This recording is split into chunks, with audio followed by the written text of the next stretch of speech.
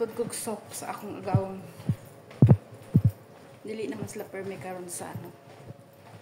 Dili na sila permi mag-MGM. Kikapoy. Kikapoy naglaak. Kikapoy naglaak akong mga agawon.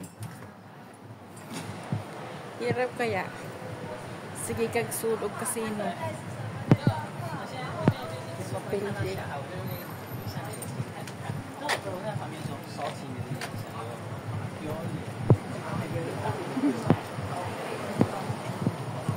Kahit bisan og kapoy guys, pero smile paghihapon. Diba? Ihat na lang pog adlaw, sildo na pod. Asa ko agi? Dire or adto sa park? Murag ari-ari dire lang. Muna siya ang kuan. Ang bus station ng 51A. Paadto siya og airport. Macau Airport. Yung gustong pumunta ng Macau Airport, punta lang kayo dito sa Chiki sa Praia building na Praia. Ayan. Ayan yung bus na, ayan. Paalis na siya. Ayan.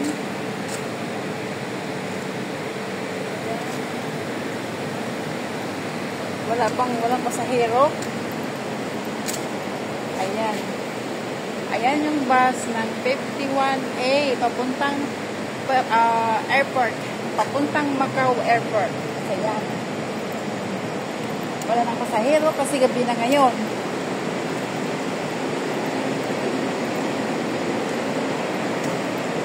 Tapos guys, alam nyo, pero kumain na ako eh. Kaya pagdating ko ng bahay, ano ang nagbago ng style ng mata ko.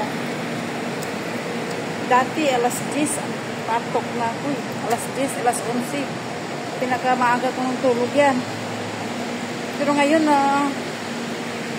nagbago ang time ng pasok ko. So, nagbago na rin yung ng tulog ko. O, diba? Kaya ang tulog ko, pinakamaaga kong tulog ay alauna or alas 2. Pero ganoon pa rin, nagigising ako ng alas 7, ng alas 8. Tapos kung nilalagay ko minsan sa alas 9 yung orasan ko. Nag-a-alarm ako. Tapos maligo, nag-Facebook ang saglit. Ayun. Diba? Malapit na matapos yung overpass, oh. Ayan. Connected din sa mga building. Kaya, ang galing talaga ng mga ng mga Chinese. So, dito na ako tatawid. Ayan yung overpass. Ayan. Bagong gawa yung overpass na yan. Ayan. Tatawid na tayo. Saglit. Ayaw huminto, ah. Dak ng tikbala. Ayan, malapit na. Ayaw pa yung isa. Luko-luko talaga. Ayaw huminto. Pag walang taong masyado, hindi sila huminto ng pusa. Pero pag alam nila maraming naka-queue up, mahinto sila. So, dito ako dadaan. Sa makipot na daan dahil ginagawa nila ang daan. Ayan. Ayan. Ang galing ng gobyerno ng Macau. Lagi sila nagkahalukay sa kanilang mga daan. Every year yan, hinahalukay nila. Kasi yung kuryente nila nasa ilalim eh. Yung akala ko nung delikado kapag umuulan, hindi pala kasi nasa ilalim siya. Tapos hindi rin basta-basta kahit tawag nito, magbaha man ang magbaha, hindi siya delikado. Kasi nakita ko yung yung ginagawa nila eh. Kaya safe yung ang gawa ng Chinese. Ang galing nila talaga, grabe as in.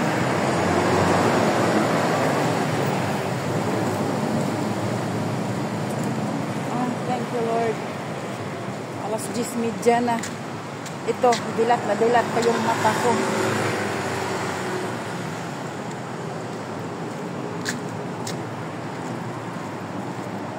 Ayan. May mga tinatapon naman na bago. Oh. Dito ako minsan nagkukuha ng mga tinatapon.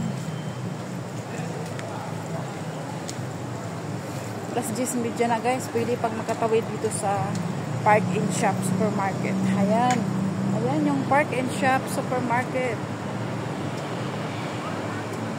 Park and Shop Supermarket. Yan, so tatawid tayo dito. Marami na namang sale, kaso lang wala pa akong pambili. Naupos na yung ayun $10. Ang dami kong ipabagahe doon sa apo ko para mag-aral siyang mabote. Swerte nila. Pero ako noon, yung gutom-gutom noon, naranasan ko yan. Tapos yung sa kanila mga anak ko, naranasan din nila yung gutom-gutom na yan. Eh, anong magawa? Kung hindi ako nagsikap, dumaan man ako sa butas ng karayong bago ko na tagpuan ang among may puso.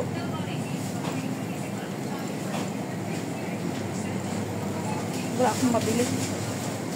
Ayan sale pa siya. Dami ko nang ilalagay sa box ko na mabigat. Ayan, bus stop ito ng ayan. Bus stop ng 23. Guys, ang sakit na ng tuhod ko. Guys, mamatanda na ako. Ang sakit ng tuhod ko na. Pero sige lang, kayod pa rin tayo hanggat mayroon pang among mag-hire sa akin. Sana i-hire pa ako ng amo ko next year. Kung hindi na ako i-hire at hindi na makahanap ng amo, siyempre, no choice, uwi na ng Pilipinas. So, kaya hindi mo na ako uwi itong December. Antayin ko na lang na mawalan tayo ng work. Kasi sayang yung ticket. Ang mahal guys, 20k plus. So, diba? Ayan. Binidyo ko yung pag-uwi ko ngayon.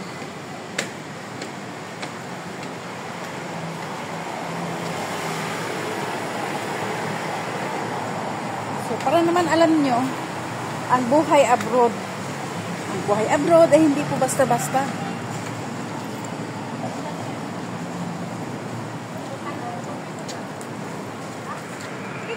Kung gi-give up ka, kung wala kang pasensya, wala ka din pera. Okay? So, ganun lang. Iniisip ko rin yan. Pagod na ako. Pero, kung uuwi ako ng Pilipinas, walang trabaho, hindi mas lalong pagod. Diba? Wala kang ginagawa. Kasi sarili mo ng mundo. Pag umuwi ka ng Pilipinas, wala kang trabaho. Wala ka naman pera pambili ng pagkain mo. Diba? So, dito na lang muna ako. Magtiis-tiis, magtyaga-tyaga. Hanggat kaya pa ng katawan nga na magtrabaho. Diba? So, dito na ako sa aking boarding house. Bye-bye mga kaibigan.